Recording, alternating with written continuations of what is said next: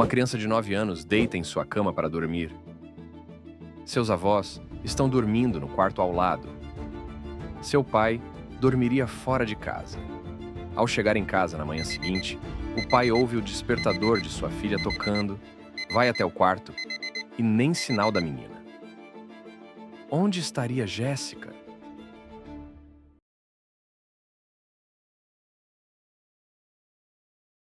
Em 2005, a pequena cidade de Homosassa, na costa da Flórida, era conhecida por sua tranquilidade. Um vilarejo pacato, cercado por natureza e um senso de comunidade acolhedor. O tipo de lugar onde pais acreditam que seus filhos estão seguros. Era nesse cenário sereno que vivia Jessica Lunsford, uma menina de 9 anos ao lado de seu pai, Mark Lunsford, e dos avós, Ruth e Art. Após o divórcio de Mark e Angela Bryant, mãe de Jessica, a guarda da menina ficou com o pai. Angela mudou-se para Ohio e Mark assumiu a criação da filha. Mesmo enfrentando dificuldades financeiras, Mark nunca se afastou do papel de pai presente. Para dar mais estabilidade à filha, ele voltou a morar com seus pais, Ruth e Art. A avó de Jessica dizia que ela era um milagre. A Jessie foi um milagre. Apesar de eu ter outros netos, ela era a única que vivia arrumada e limpa. Você não entrava no quarto dela e encontrava bagunçado, era tudo arrumadinho. Se ela estivesse com roupas sujas, trocava e colocava a suja no cesto. Ela puxou isso da avó.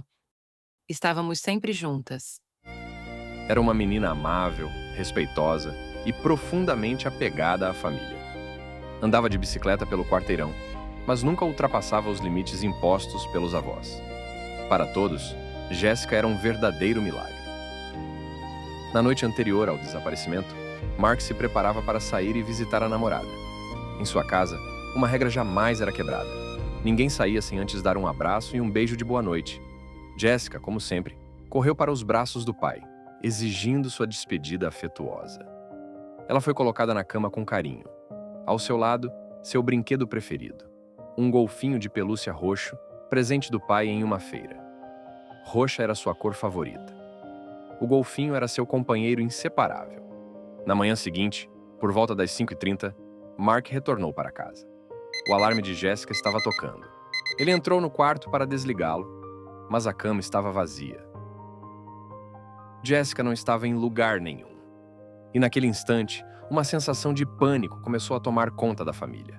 A tranquilidade de Homosassa estava prestes a ser destruída para sempre. A família, ao perceber que Jessica realmente não estava em lugar algum, acionou a polícia.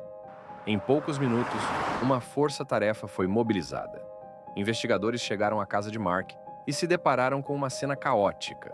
O pai em estado de choque, os avós tentando consolá-lo, mas o desespero já tomava conta da casa. O quarto de Jessica estava impecável. Roupas limpas repousavam sobre a cadeira. Os sapatos e a jaqueta continuavam ali, o que tornava improvável a hipótese de que a menina havia saído por vontade própria. Mas um detalhe chamou a atenção: uma mancha de sujeira em seu travesseiro. Ruth, a avó, foi enfática. Aquela sujeira não estava ali no dia anterior. Era a primeira pista concreta de que alguém estivera naquele quarto durante a noite. Outro sinal perturbador. O golfinho de pelúcia roxo, companheiro inseparável de Jessica, havia desaparecido junto com ela. As 48 horas mais cruciais de uma investigação começaram a correr. A polícia deu início a uma busca implacável pela vizinhança, interrogando moradores, vasculhando cada canto em busca de pistas. Mas Jessica não estava em lugar nenhum. E a cada hora que passava, crescia o temor de que algo terrível havia acontecido. A casa da família Lunsford, em Homosassa, não apresentava nenhum sinal de arrombamento. Quando os investigadores chegaram, encontraram um ambiente calmo e sem indícios de luta. Além disso, algo perturbador começou a surgir. O cachorro da família, conhecido por latir a qualquer barulho, não emitiu nenhum som naquela noite. Isso levantou suspeitas entre os investigadores. Se o cachorro não latiu, significava que talvez a pessoa que entrou na casa fosse alguém conhecido, alguém de dentro. Com isso, a atenção se voltou para Mark Lunsford e o avô de Jessica, Artie. Ambos foram levados para interrogatório. A polícia descobriu que os dois tinham antecedentes criminais. Nada recente, mas o suficiente para gerar suspeitas. Durante horas, foram interrogados separadamente. A pressão psicológica era intensa. A intenção da polícia era clara: obter qualquer informação que pudesse esclarecer o sumiço da menina. Apesar do desgaste, ambos passaram no teste do polígrafo. As investigações concluíram que nem Mark nem Artie estavam envolvidos. Mas o mistério permanecia. Como alguém poderia entrar naquela casa, levar uma criança e desaparecer sem deixar rastros? A única certeza era que Jessica não havia fugido. Algo muito mais sombrio havia acontecido naquela noite. Com o desaparecimento de Jessica Lunsford, a história rapidamente ultrapassou os limites de Homosassa, na Flórida, e ganhou repercussão em todo o país. Em poucos dias, seu rosto já estampava os noticiários de rede nacional. As redes de TV locais foram as primeiras a cobrir o desaparecimento, mas a comoção pública fez com que grandes veículos entrassem no caso. A imprensa explorava todos os ângulos do drama: o apelo da família, o envolvimento da comunidade e o mistério que cercava o sumiço de uma menina de apenas 9 anos em plena madrugada. Com a mobilização da mídia, milhares de pessoas passaram a acompanhar o caso com atenção. Voluntários se apresentavam para ajudar.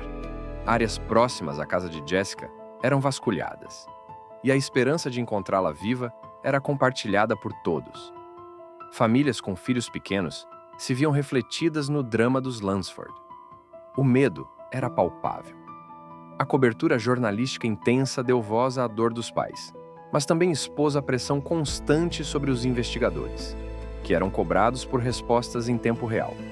Com o caso em destaque nacional, uma enxurrada de informações começou a chegar à polícia. As pistas estavam chegando. Eram centenas e centenas de pistas por hora, relatou um dos agentes envolvidos. Em meio à avalanche de relatos, muitas pistas não levavam a lugar nenhum, o que desgastava ainda mais os recursos da investigação. Ainda assim, a esperança se mantinha viva.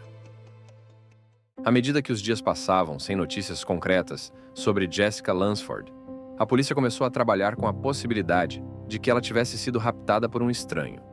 Isso levantou uma hipótese preocupante: o envolvimento de um predador sexual. Dados do condado de Citrus, na Flórida, revelaram que havia 208 criminosos sexuais registrados na região, sendo que 50 deles viviam nas proximidades da casa da família Lunsford, em Homosassa. Durante essa triagem, um nome chamou a atenção: John Evander Cowie, de 46 anos. Cowie tinha uma ficha criminal extensa, com mais de 20 prisões anteriores, incluindo atos obscenos, importunação sexual infantil e invasão de domicílio. Em um dos casos mais graves, foi flagrado dentro do quarto de uma menina, surpreendido pelo pai dela. Quando os investigadores foram ao endereço onde Cowie estava supostamente registrado, perceberam que o local estava abandonado. Havia lixo por todos os lados e nenhum sinal recente de ocupação. Investigações paralelas revelaram que Cowie estava morando de forma irregular na casa de sua meia-irmã, Dorothy Dixon, a menos de 150 metros da casa de Jessica. A polícia já havia visitado essa casa nos primeiros dias da investigação, mas só teve acesso às áreas comuns, já que Dorothy não podia autorizar buscas nos quartos dos outros moradores. Com um mandado de busca em mãos, a polícia voltou à residência. No quarto de Cowie, encontraram um colchão ensanguentado e um fio de alto-falante. A essa altura, Dorothy confessou que havia dado dinheiro para que Cowie deixasse a cidade. A fuga de Cowie gerou um alerta nacional. Sua foto foi divulgada amplamente e ele acabou sendo reconhecido por um funcionário de um abrigo para pessoas em situação de rua em Augusta, Geórgia. Preso, Cowie inicialmente negou qualquer envolvimento, mas abandonou o teste do polígrafo e, pressionado pelos detetives, confessou o sequestro, estupro e assassinato de Jessica. Na madrugada de 24 de fevereiro de 2005, John Cowie, um criminoso sexual reincidente, observava a rotina da casa da família Lunsford. Ele sabia que ali morava uma menina, e naquela noite decidiu agir. Cowie entrou sorrateiramente na residência. A porta da casa estava destrancada. Não houve arrombamento.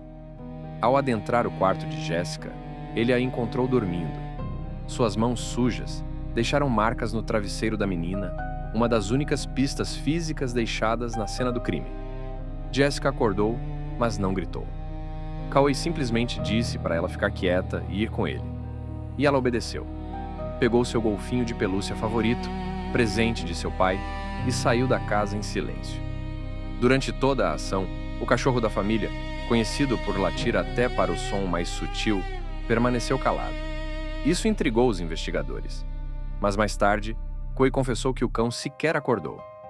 Isso explicaria como conseguiu levar Jessica sem resistência e sem alertar ninguém.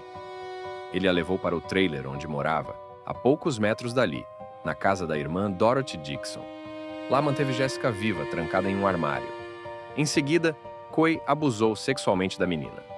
Confessou o crime chorando, alegando ser uma pessoa doente e afirmando não saber por que havia feito aquilo. Mas o que viria depois foi ainda mais cruel. Após alguns dias, temendo ser descoberto, Cowie tomou a decisão de se livrar de Jessica. Colocou a menina viva dentro de 2 sacos de lixo. Sabia que ela ainda respirava. Enterrou o pacote em um buraco no quintal, com cerca de 1,5 metros de profundidade. Ela morreu asfixiada, amarrada, sozinha, debaixo da terra. A poucos metros da casa onde vivia com a família, Jessica teve sua vida interrompida de forma brutal. Com a confissão, John Cowie foi acusado de assassinato em 1º grau, agressão sexual, sequestro e roubo. Mesmo com a confissão de Cowie, ela não poderia ser utilizada no tribunal, pois no meio do interrogatório, Cowie solicitou um advogado, porém os policiais decidiram prosseguir o interrogatório mesmo assim, numa tentativa de ainda conseguir encontrar Jessica com vida. Mas, mesmo sem a confissão, a promotoria tinha provas irrefutáveis.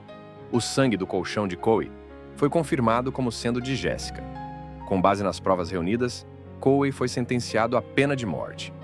Apesar da condenação, Cowie nunca chegou a ser executado. Ele morreu de causas naturais na prisão em 2009, antes que a pena pudesse ser aplicada. Após o assassinato brutal de sua filha, Jessica Lunsford, Mark foi consumido pela dor, mas também por uma determinação inabalável de evitar que outras famílias passassem pelo mesmo sofrimento. O trauma pessoal transformou-se em uma missão pública.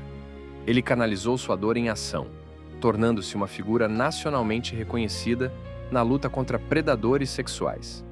Sua determinação se converteu em uma verdadeira cruzada por justiça e segurança para crianças em todo o país.